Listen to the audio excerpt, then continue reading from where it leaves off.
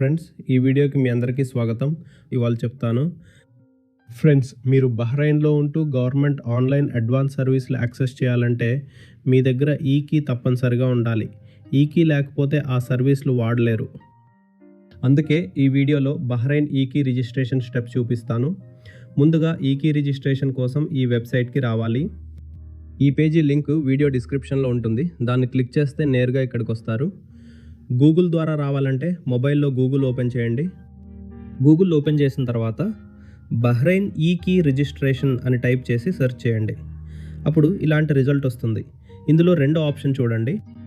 మొదటి bahrain.bh option కాదు, రెండోది స్టాండర్డ్ ఈ కీ రిజిస్ట్రేషన్. దానిపై క్లిక్ చేయాలి. అది ఓపెన్ చేస్తే ఈ వెబ్సైట్కి వస్తారు. ఇది రిజిస్ట్రేషన్ పేజ్. ఇక్కడ పర్సనల్ ఇన్ఫర్మేషన్, తర్వాత వెరిఫికేషన్, మూడోది పాస్వర్డ్ ఎంటర్. ఇప్పుడు మీ పర్సనల్ నెంబర్ అంటే సిపిఆర్ నెంబర్ ఎంటర్ చేయాలి.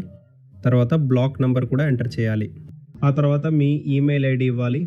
మీ స్మార్ట్ కార్డ్ అంటే సిపిఆర్ కార్డ్ ఎక్స్పైరీ డేట్ ఏదో కూడా ఇక్కడ ఎంటర్ చేయాలి.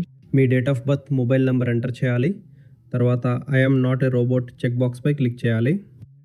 తర్వాత టర్మ్స్ అండ్ కండిషన్స్ అంగీకరించాలి. మీ మొబైల్కి ఓటీపీ వస్తుంది, దాన్ని ఎంటర్ చేసి వెరిఫై చేయాలి.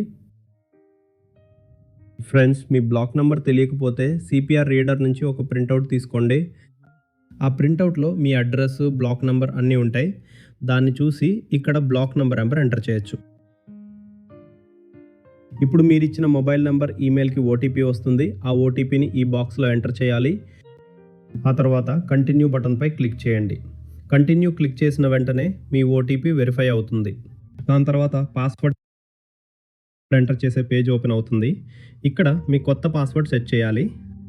అది 8 నుంచి 24 క్యారెక్టర్ల మధ్య ఉండాలి. అందులో ఒక క్యాపిటల్ లెటర్ ఇంగ్లీష్లో ఉండాలి. అలాగే ఒక నెంబర్ కూడా ఉండాలి.